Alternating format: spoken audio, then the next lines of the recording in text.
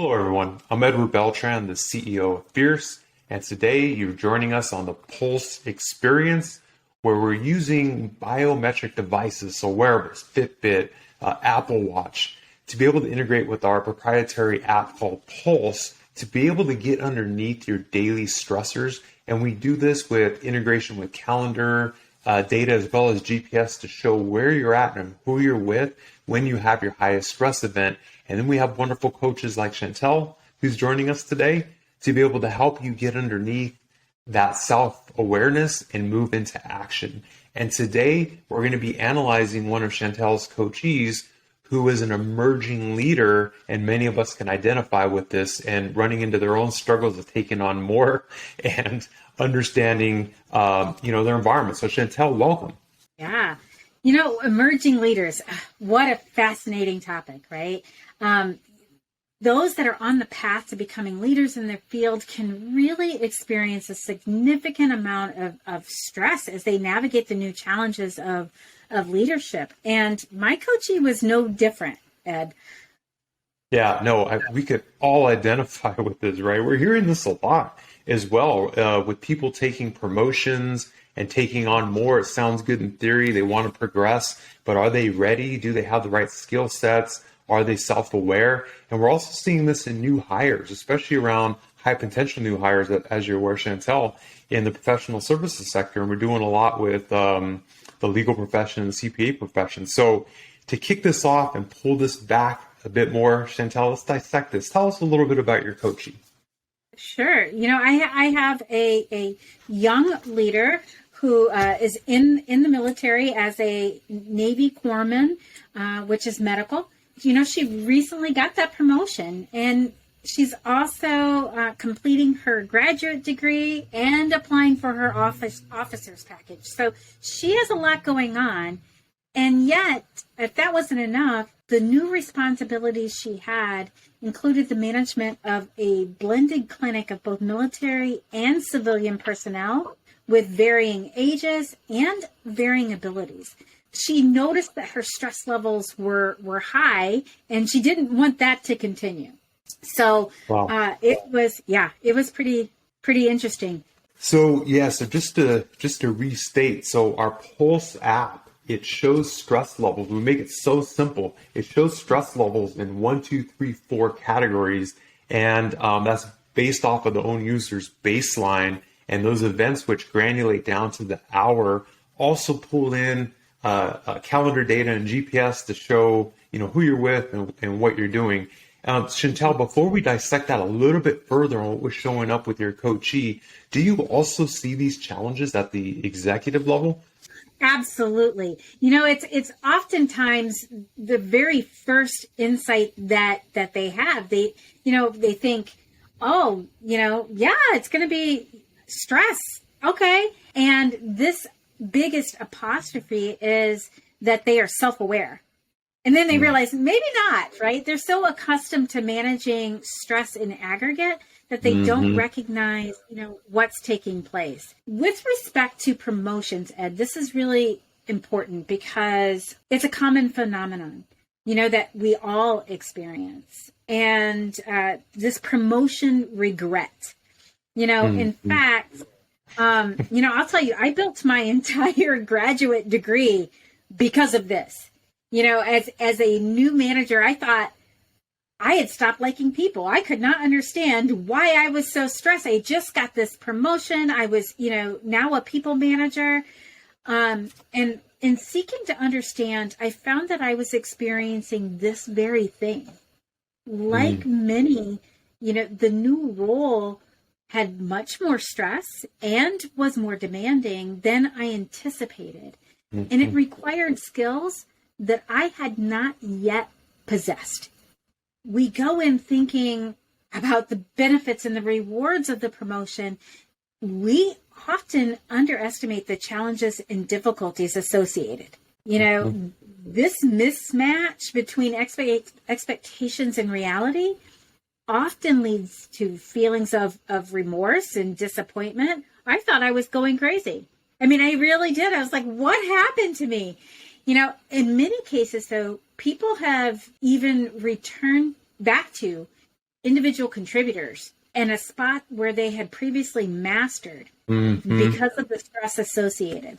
Chantell, thank you so much for sharing your personal story. And you just gave me the confidence to share mine as well, right? And I think that's important though, because like, the way we came up was, get up and don't feel sorry for yourself. Or many times we heard early in our careers, I know I did, don't let them see you sweat, right? Being able to bring up that you're struggling, it wasn't really done. And so even though I can attest that, in certain transitions, I for sure was like, wow, like what is this like? But I also felt like I had to figure it out on my own, because you don't want to go to your boss because they're putting, or whoever made the decision to promote you, they put all their faith in you, right? And you don't want to go because you have this feeling of, wow, okay. And I know a lot of people as well on that same notion, suffer from what we call imposter syndrome. And I know I've heard it even from my own people, but the fact that we live in a time that people could be self-aware that here's what's happening, but they can come to their boss and say, this isn't a matter of me not being able to do it. I just need a little bit of help getting over this edge. And what we find, Chantell, is a lot of times it's just momentary, correct? In your situation, you got over the hump pretty quickly, right? But it was through tools and tips. So let's dissect this a little bit further. How did you help your coachee get through this? What was showing up for them? Yeah, and utilizing the Pulse app, we could see that this was going on. There were stress spikes, and my coachee was unaware of how to approach the new challenges, how to build effective relationships, and really how to develop her own leadership style. That you brought up imposter syndrome, and it is so true. We feel we're supposed to show up a particular way, and that is, exuding strength and minimizing all vulnerability. And what that also takes away is authenticity. And if you're not real in those struggles, what's that mean for your team? As they're going through. Because of the app, she could see that scaling system of 1 to 4, and I could check it against her schedule. We knew exactly when she was experiencing the higher levels of stress. And in those moments, she was still operating in the mindset of an individual contributor. Take a listen. Yeah, she was doing, not leading. Take a listen. That's like my role for everything in this clinic. Like if it's not me doing it, like it's not being addressed. Huge, right? As an emerging leader, this is probably the hardest transition. We perform well as individual contributors, so we get promoted. And then we're hit upside the head with the people component of the job. Sure. We don't know how to develop other skills because we're still trying to figure out how to develop ours. And we often don't take the time to foster the trust and collaboration because all of the lights are on us, so to speak, and we feel like we're on stage and we have to perform a particular way and we're being graded at every second. But this means, though, is that we revert to doing things ourselves and adding workload and stress and not developing our teams. No, definitely. And I think so many people can identify with this term of, I could just do it myself, whether it's verbalized or thought. The other thing, Chantell, I noticed that in my transition to being a leader, as well as when I promote people as being leaders, what happens a lot of times is that we're, as an individual contributor, it's very tangible what you're doing, and you're getting reinforcement, and you're saying, great, you did this is a great job. And sometimes being a leader of people or leader of leaders, your work is intangible to a sense, right? Of course, we're on the hook for results. We're on the hook for a lot of different things, but it is that transition of mentality of what is my work really impacting that switches from being an individual contributor, a doer, in your words, to being a leader or manager of people. So I can absolutely relate to that. She was heading towards that from gradual to the inevitable suddenly that she did not want. During our session, we uncovered that her ambitions were not aligned with her current actions. She was preparing for her future as an officer, yet she fully hadn't grasped what that meant to be a true leader. take a listen. So you would put in for your officer's package. What's the job of an officer? To delegate, to lead. Yeah. So what are you choosing not to do by to take on? Delegation. Yeah. I mean, if that doesn't say it all, right? What a powerful question. What are you choosing not to do? And one thing I noticed, Chantell, she didn't even hesitate. Right? That's so interesting. So in your session, after that realization and that quick articulation, what did she learn? How did you move her into action? She learned that she had an opportunity to help develop other skills and gain new experiences, but she had to get out of her own way. We addressed the biases that she was holding about others. She really didn't know what others could do, because the minute she noticed a small issue, she'd take over and complete it herself. So we worked through how she could gradually grow the team members' confidence and their competence in their jobs. And delegating was a great start. So we really focused in and honed in on delegating, right? It increases the overall efficiency and productivity of the team. And that allows her to get more done in less time. It also frees her up to do other important tasks that she's now in charge of. But more importantly is the byproduct.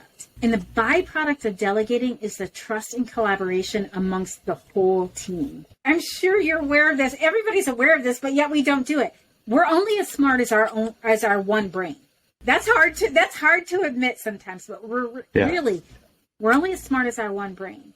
But when we get a team actively thinking, doing, learning, and they feel valued and empowered, they contribute to the overall success of and accomplish the goals that you set forth.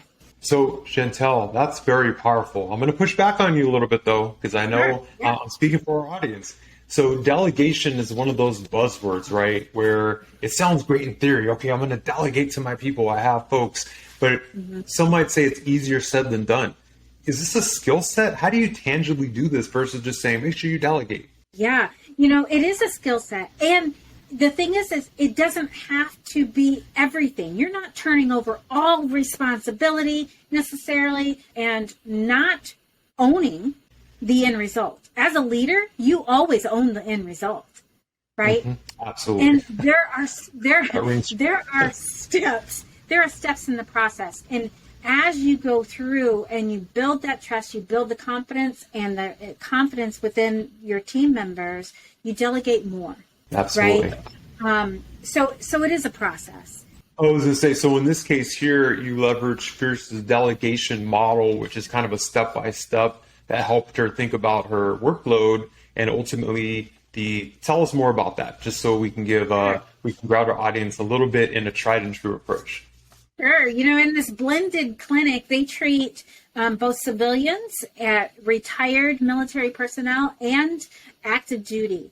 And what was happening was that there was a separation and isolation between the civilian workers that she had, nurses, were only treating the civilian personnel, the dependents of, or the retirees, and the military were only treating active duty. And so this created a divide amongst the larger clinic, right? Oh, wow. And there wasn't cross-learning happening. And so you have a younger population of military personnel who were treating military, learning the new technologies, and yet they weren't sharing it with the civilian nurses. And then you have the expertise and the patient management piece that these nurses had because they've been working in the field for so long that they weren't sharing with the military. Yeah, as you can see, this is, organizational complexity and culture is real, but that's why you have emerging leaders, right? Absolutely. For how they tackle this. Yeah. Yes, absolutely. And the choices are you can keep them separate. But what does that mean for the ultimate client, who's the patient?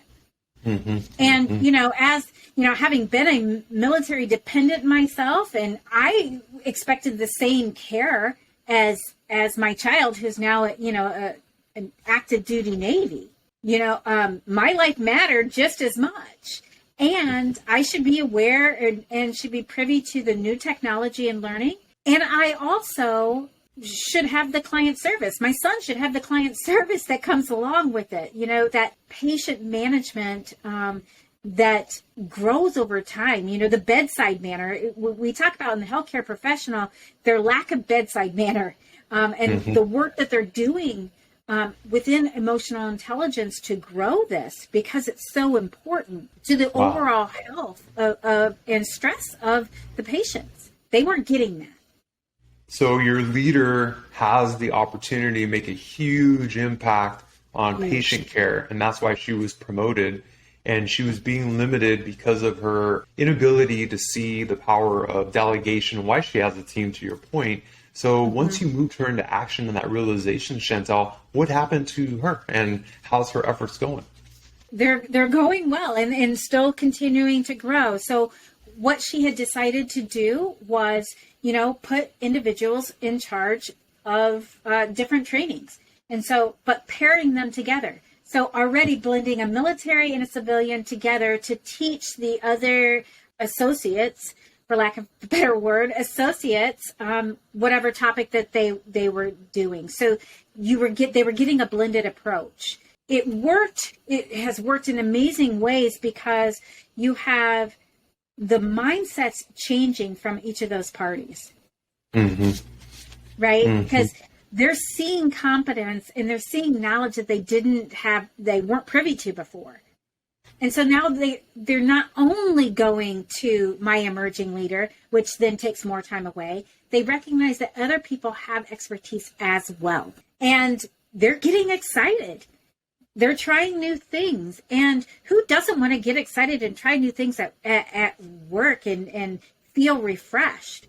And so the drama has gone down. The delegation has moved up. And for my coachee, this is extremely important. She has a lot on the line with an officer's package. And moving from enlisted to an officer, there's a different expectation because she's already been in the field. She's not coming right out of college, and never experienced possible leadership, never experienced what it's like to be in the Navy. She already has this knowledge. And so they look to her differently. And now she's building that skill set to show up at school, the OCS school, and say, this is what I've learned, and this is how I've used it in real life examples to change the dynamics and the overall collaboration within my clinic. Wow, that's amazing, Chantell. Well, in addition to her thriving, you must be really proud as well. I know you're really committed and dedicated to helping, our armed services and personnel and transitions and on the job. So just tremendous work, Chantell. Awesome. Oh, thank you. Thank you. This topic of emerging leaders is huge. We focused right now on the delegation, but what we're also finding is that the skill sets in general are needed in the line of work, right, Chantell? So it's one thing to have them go through training for 4 hours or days on end, and it's another thing for them to be in the moment and being able to connect with what they learned in the classroom months ago to the moment that they're in.